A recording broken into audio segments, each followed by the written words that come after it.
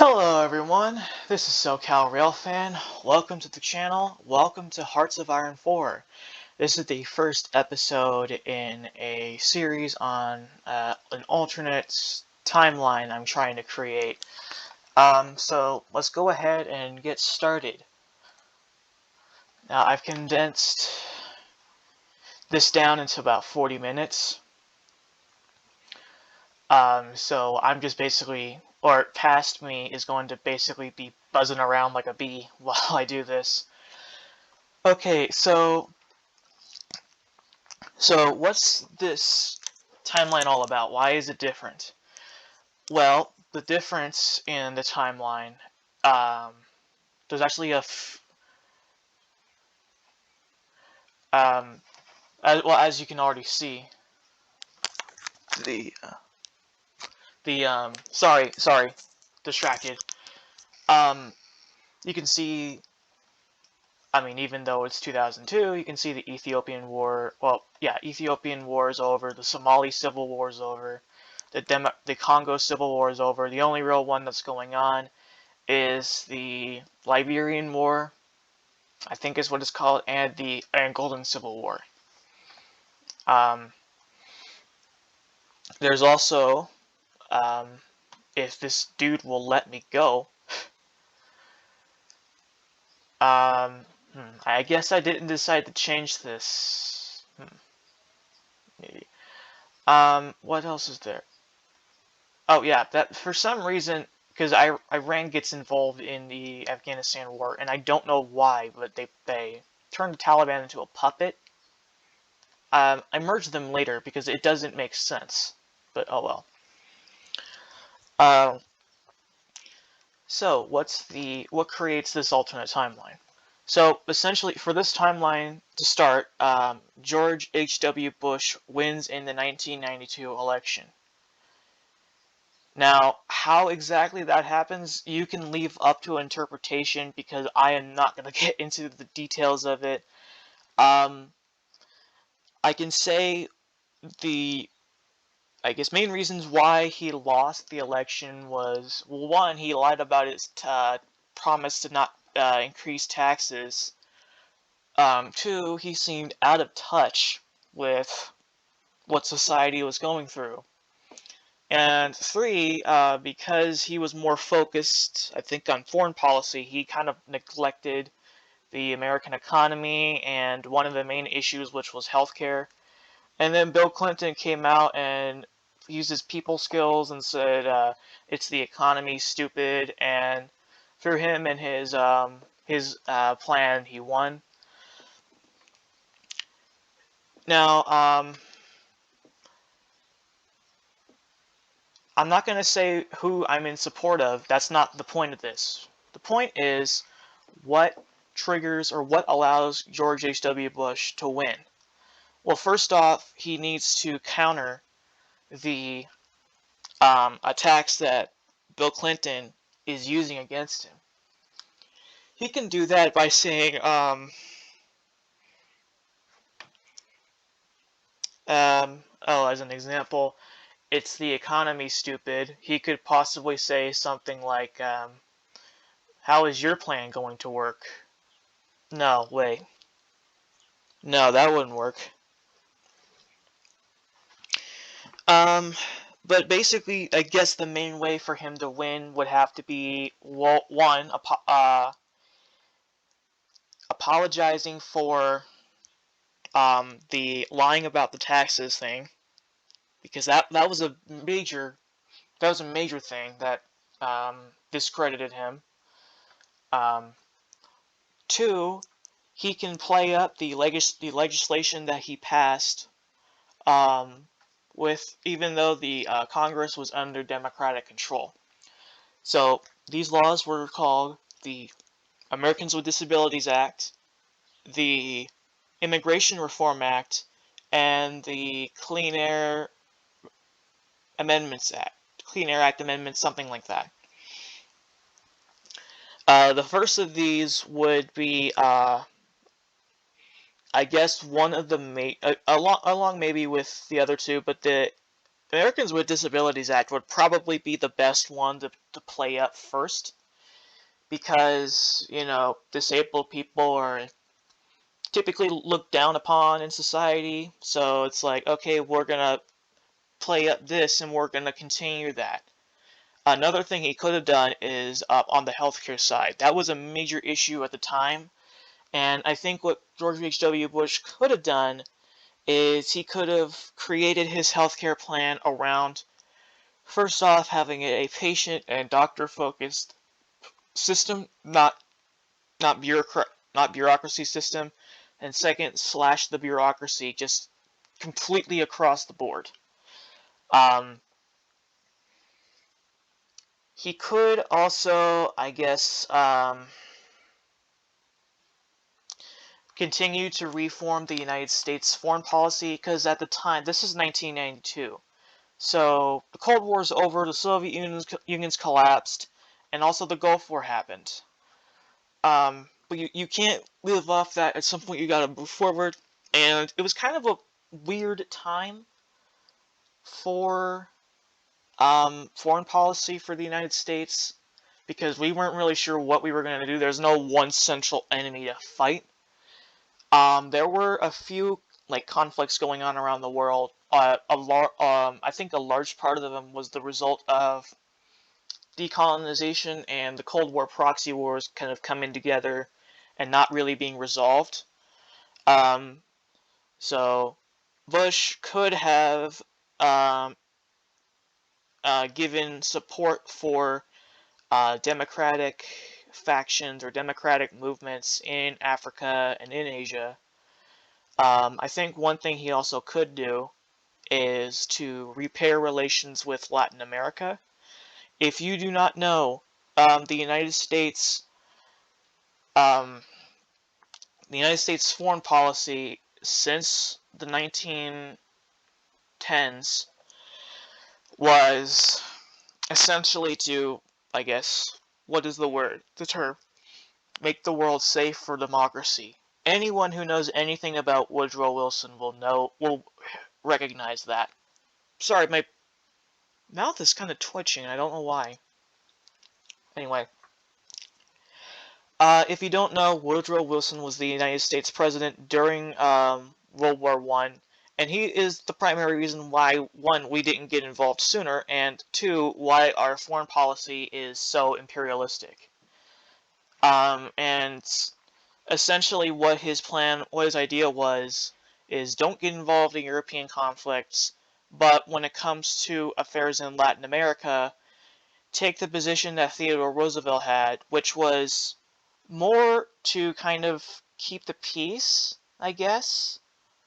Like in countries where there's economic failure or there's a lot of unrest, intervene there to kind of stabilize it, I guess. In terms of Woodrow Wilson, his is more like, no, we're gonna occupy this country and make it democratic. That has led to a lot. That has led to a lot of failed U.S. wars, and a lot of coups. A lot of Latin American countries had their governments overthrown simply because the United States at the time, if you said anything, if you said socialist or communist, the American people would essentially throw a fit and immediately go and attack you. This is the exact same thing that the same thing's kind of going on now, except now it's you say anything people don't like, they call you fascist, right? It was kind of the same thing. You said nothing. You said something that people didn't like. You were called a communist, and you were just destroyed because people threw a fit over the word communism.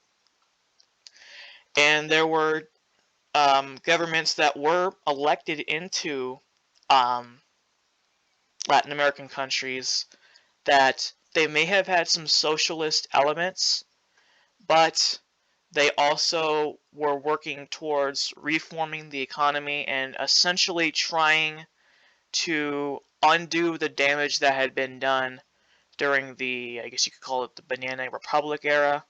You'll have to look that up, but yeah, it's essentially the same thing, but it's literally the same thing. It's um, really just corporate colonialism, basically.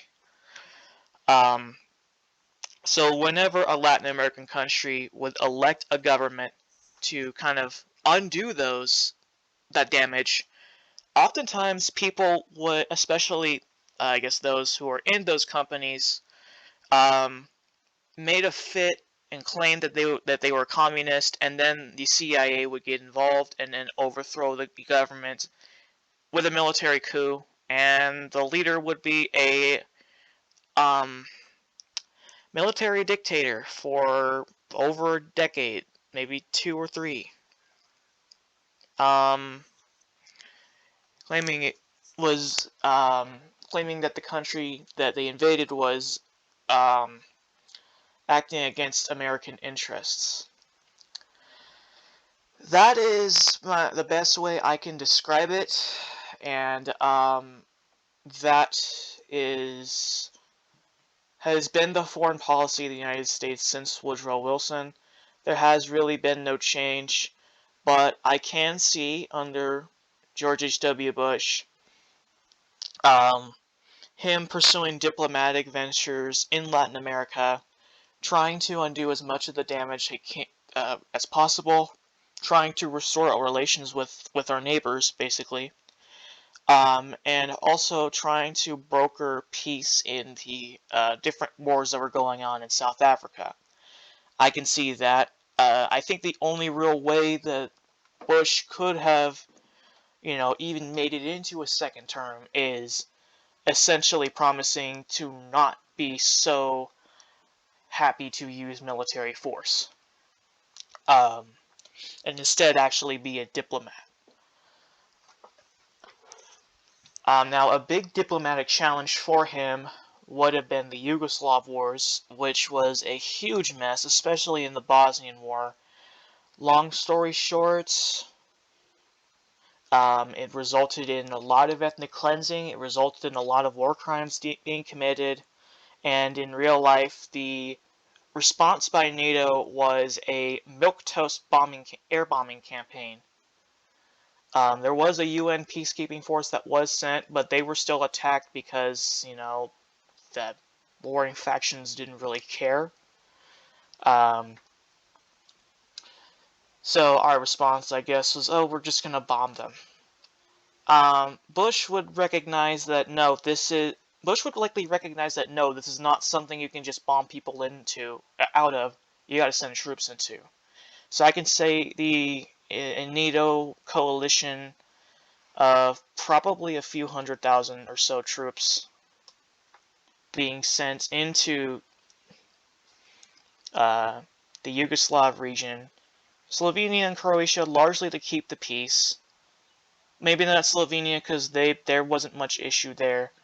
And then the main issue would be restoring order in Bosnia and basically taking out the Serbian military, because Serbia was the primary nation that was committing all these war crimes and essentially was the main one that was fighting everybody because they were trying to create a greater Serbia, which is essentially ethnic nationalism. And yeah, that pretty much comes with all of the associated war crimes and dehumanizations.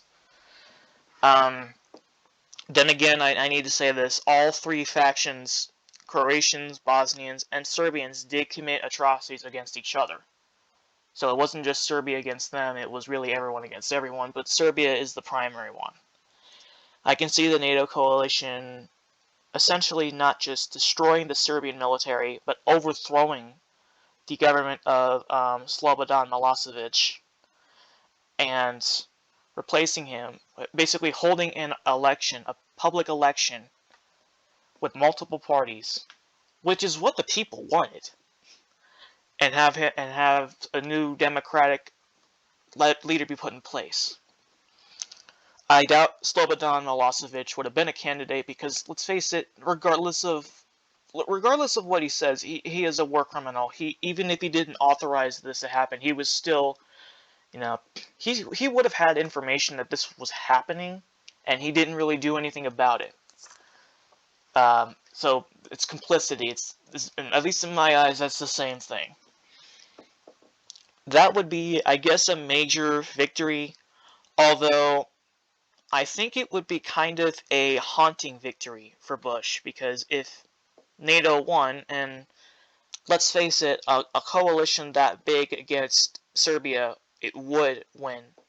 Um, Probably not in a few days, most likely a matter of weeks or months, because it would have to be a slow, um, basically a slow anti-insurgency operation, because it was basically a huge guerrilla war, so you have to kind of fight it. You have to kind of counter it. I'm sorry for my rambling. I'll get to what I'm going to. Hang on. Another thing that would have happened is Iran tries to essentially be, I don't know, trying to try to fill the power vacuum in the Middle East, because the United States left Iraq for the most part. The only real thing they did was enforce the no-fly zones during Operation Southern and Northern Watch. But Iran, seeing that, the United States doesn't have much of a presence there, could use the opportunity to attack their longtime enemy, Alright, Israel. this is a quick How voiceover. exactly that happens is up to Summary you. of the I don't see NAFTA them using ballistic renegotiation. missiles. I don't It think was they have the done range at the to time. ensure that It businesses could could be not Iranian, leave like, special their forces home or, countries, so the United States, soldiers that Canada, or had been Mexico, snuck for into the sole reason of paying their Israel, or workers that have less. somehow gotten into Israel without being That's it. noticed. And then at a certain point, they mount a series of A attacks 400,000 against strong NATO Israeli force will be military deployed to targets, Bosnia and Israeli economic Croatia areas, to Israeli conduct citizens. combat operations I can against see the the Republic of citizens one being the Srpska, big one, any Serbian and that would aligned not only or trigger a ultra-nationalist Israeli response, Serbian that would trigger a U.S. groups that were and NATO committing ethnic response, cleansing, because the United along with States Serbia did itself, officially and any guarantee other paramilitary Israel's group, whether they be independence Serbian, Bosniak, or because of the Croatian, that had been tension committing between ethnic Iraq, cleansing against any other Iran, group. and Israel. And the rest This would of NATO result actually in did the back up the United invasion of States, Serbia and in essentially, 1993 well, after the of course they destruction would use of the bureaucratic Republic of language, but Srpska's essentially said, military if and you the attack arrest of Israel, its the leaders, United States will get involved, and and we will get would involved. result in the overthrow Iran of the didn't listen, Serbian government so in they got 1993 invaded in a and pretty the trial bloody, of brutal Slobodan war. A lot of, Milosevic for allowing not just this and for soldiers, but even authorizing civilians would end up dying. the Um, systematic Simply destruction of because Iran's Croatian regime would and simply just Bosniak resort people. to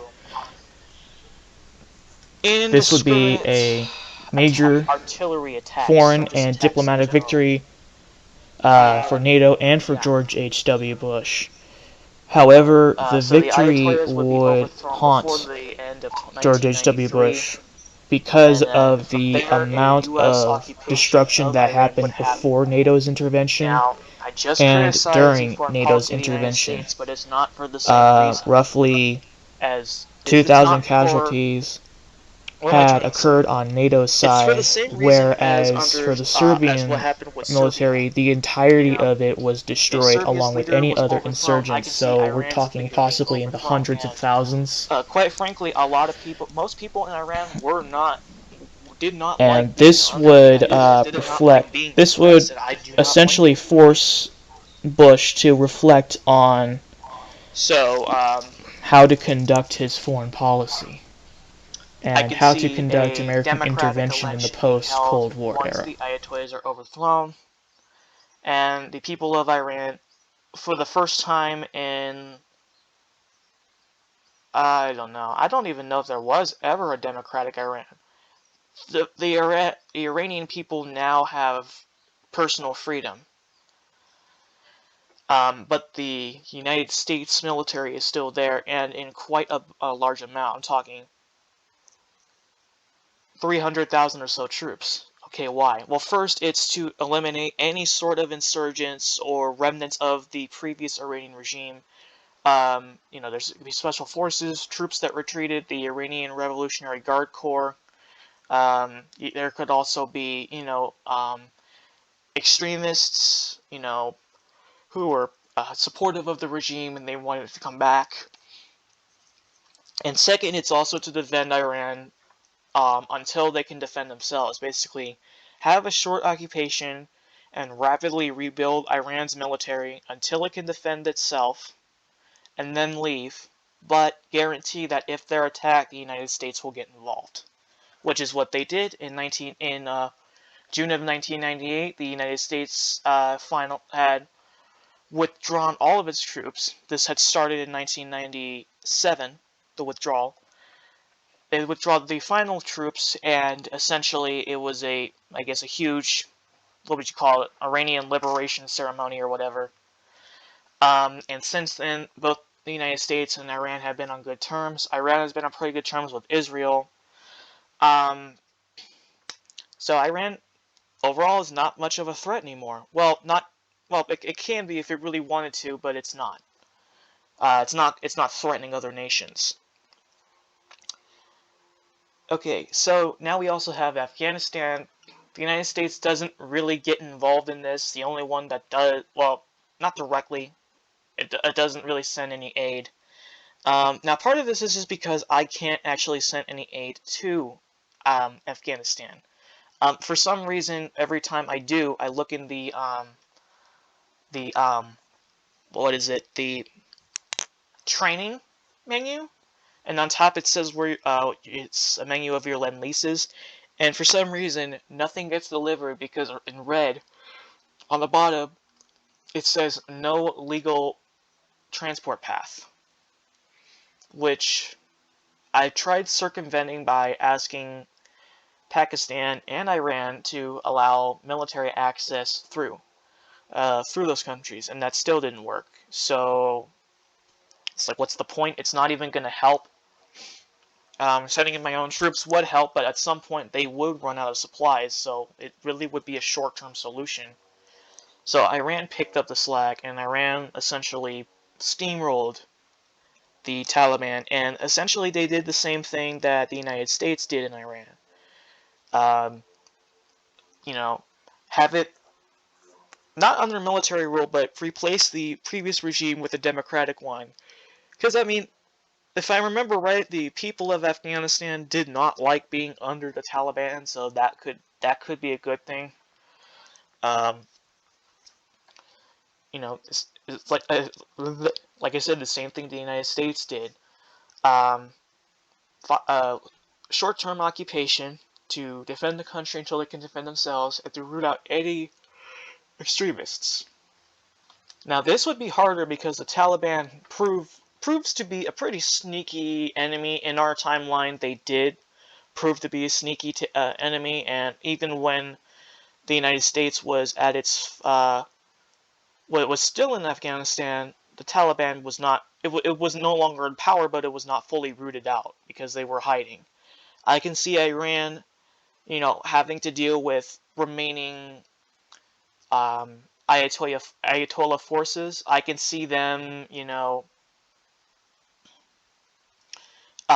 using the same, I guess, anti-guerrilla tactics, which would pretty much have to be done in a country like Afghanistan. I mean, it's pretty much California, but with no coast. It's so mountainous.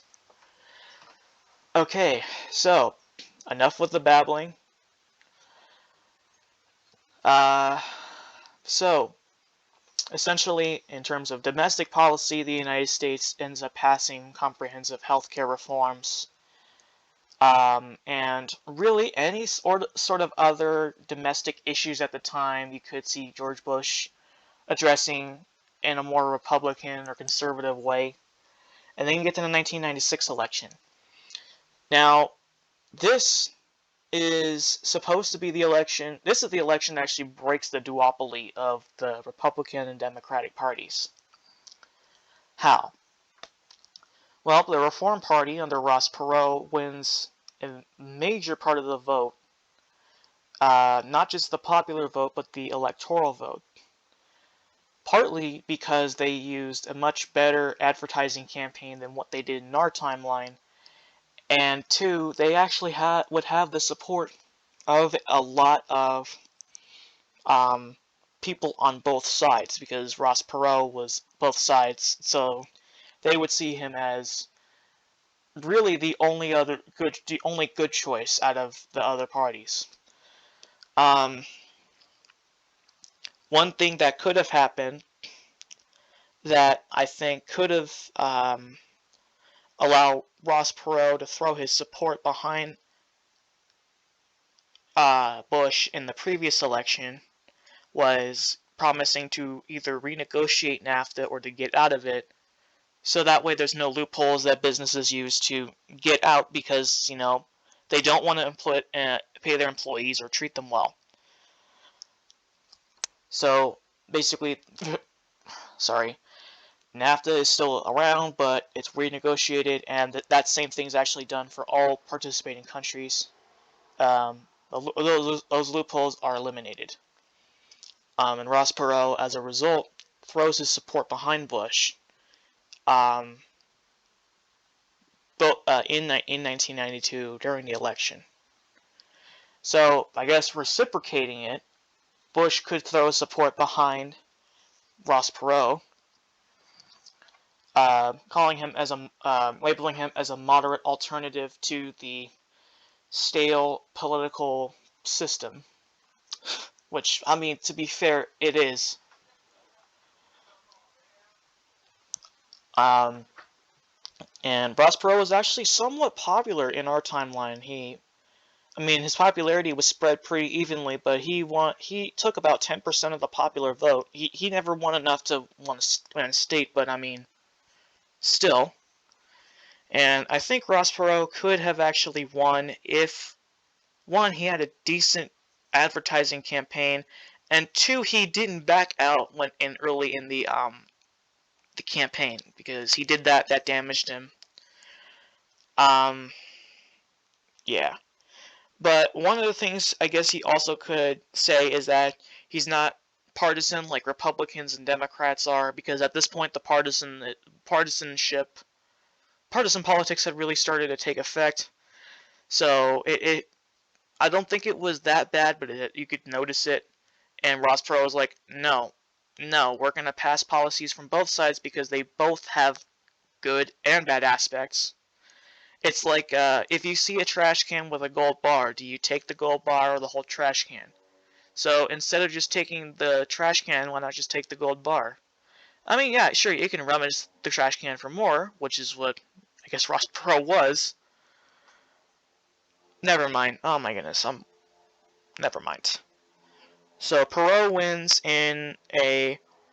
with not just 65% of the popular vote, but he wins a large amount of the electoral vote, something like 360, 340, we'll just say 340. Um, in a huge upset against the American political system, and right then and there, the two-party system turned into a three-party system. And this happened because a small, unknown party came onto the scene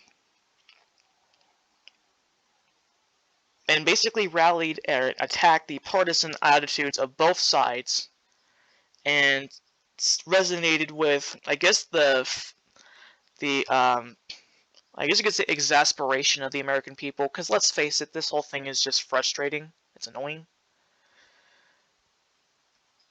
Alright, so 1996, Ross Perot wins, and really the sort of policies he advocated, he would try and push in Congress. Now, whether or not he actually does anything, I doubt it. I doubt he would be able to do much, because let's face it, he was a politician that had positions in both sides, and both sides were very partisan. It was like the whole, you know, um, it's like the whole, what is it? Um, what is it? I don't know what I'm trying to say. He's essentially a front, or a, what am I trying to say? Oh my goodness. I'm gonna keep this in as like a tutorial on what not to do when it comes to voiceovers, because I am not thinking this through. I'm not even having a script. I don't have a script. I'm just winging it, because if I have a script, I'm gonna lose a lot of what I want to say and do. Um, okay, so in 2000, in this game, um, that guy, Dennis, I think his name is pronounced Kucinich, is elected. Now he's, I guess you could say, still a Democrat, but he's from the progressive side. But around this time, the progressives, seeing the success of the Reform Party and also that the other smaller parties are actually getting a lot of support, and the other factions of each party, like the constitutional faction from the Republican Party, as an example, are starting to actually go their own way. They're starting to see that, oh, hey, we can actually go into our own parties and we could actually get elected, maybe not nationally, but on state level. So that starts happening. Um, I don't think it would really take much effect until after this dude's out. Now, Kucinich is a pretty, well, you could say progressive figure. Not in, and when I say progressive, I don't mean in the Teddy Roosevelt sense. I mean it in the current sense. So, yeah, any sort of like mainline Democrat, liberal or quote unquote liberal positions that would have been around, he would have had them, and any sort of policies that he liked, he would have advocated for. Whether or not he could get them passed is another thing. That's up to you. And then in 2004, he loses the election to Chris Cox. Now, COX. He's from the Constitutionalist Party. Now, he's kind of odd. I'm not actually sure what it says. He's like part of the, officially in real life he's like a Republican, but as far as politics are concerned, I don't really think there's a lot on him because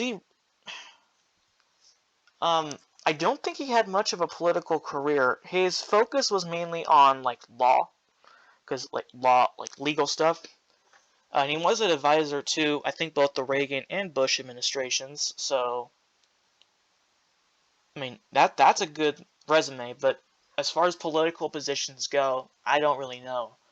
So with him, I think he could possibly be like a blank slate, like someone who sees the United States has gotten to this point, and the issues that we faced at that point in real life, they still happen in this timeline. The stupid Y2K thing, the dot-com bubble burst, the housing crisis, all of that happens. Um, I really do not see that changing. Um, I think Chris Cox could look at that and say, yeah, we took the wrong approach, and also we need to leave this up to the states. So, like a typical constitutionalist position, I guess you could say, but also in the sense of, let's try decentralizing things so that the federal government doesn't have so much control over everything, right? So it's still there, but it's not at the same level. And at least in terms of healthcare, he started doing that. When it comes to, I don't think it's in this footage. Yeah, because I didn't record it. When it comes to healthcare, he decentralized the review boards when it comes to like drug cost transparency, and he decentralized a lot of what was the other one? Medicare, no, drug transparency, and that's what's the other focus? The one directly below it. I could be thinking of the wrong one. And he took a pretty not far right wing stance, but kind of like a center left conservative stance.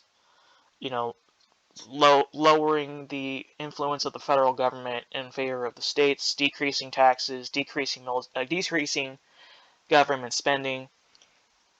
To some extent, he did get that, but he instituted, or not instituted, but continued a major construction and industrialization program across the country, which pretty much revived what was the leftover dead parts of the Rust Belt. And not only that, but it expanded the industrial heartland of the country to include New England, which is, with the exception of Massachusetts, Rhode Island, and Connecticut, and much of the Great Plains region, Except for, I don't think I included Nebraska, and much of the Southwest, and Northwest as well, right? So, I mean, yeah, pretty much the industrial heartland expanded a lot. Um, Way more than in this. I'm just saying, like, what you're seeing now is just a prelude to it. It's ridiculous. And it's not even done. There's also possibility of expanding it to the southeast, which I think I will do in the next video, and hopefully I will not be nearly as ranty as last time. Okay, so what else happens in this? What else happens at this point? Oh yeah, the economy switches more less from a consumption economy to a more export focused economy. Kind of the same thing that China and Germany has. They have like exports make up a lot of their GDP. Um, and I mean that makes sense. The United States has a lot of natural resources, and with the industry now coming back, their industrial output has increased a lot. So the U.S. has more goods that can be sold, can be traded with, and through that, the United States starts to create a new foreign policy. This is really achieved more under Chris Cox of, um, I guess, going back to what was it called, soft power, which means not using the threat of military force to um, get your will, which is what the Soviet Union did because they didn't know what the concept of soft power was. And in this case, it would be using economic trade and diplomacy, um, essentially to forge relationships with other countries. I think you could also call that what would that be called, American goodwill, or would that be called? I think that'd just be called diplomacy. So moving from an interventionist, well, intervention for the sake of intervention, foreign policy to hey, let's try and, reestablish relations with these countries and let's try and help them.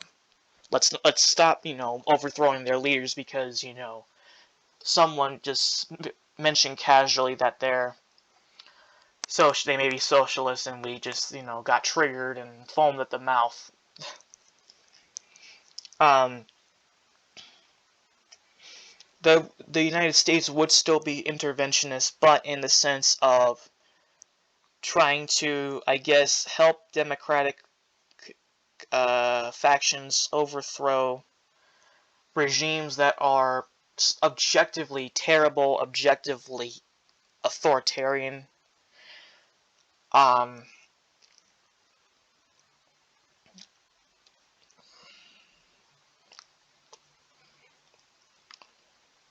and I don't remember, because again, I didn't record after this. I don't remember um, if the United States gets involved in any civil wars. But it does like reaffirm its support for not Kurdistan, but like the Kurdish people, which we've done that already. We have committed to defending the Kurdish people, and it basically means that the Kurdish people do have more autonomy in Iran, or in this case, I guess their own country. I think, or what amounts to a country, basically, right there in northeast Iran or Iraq. Um, and while its independence is not necessarily guaranteed by the United States, nonetheless, it still defends it. Um, and the United States has taken a much greater role at condemning previous war crimes.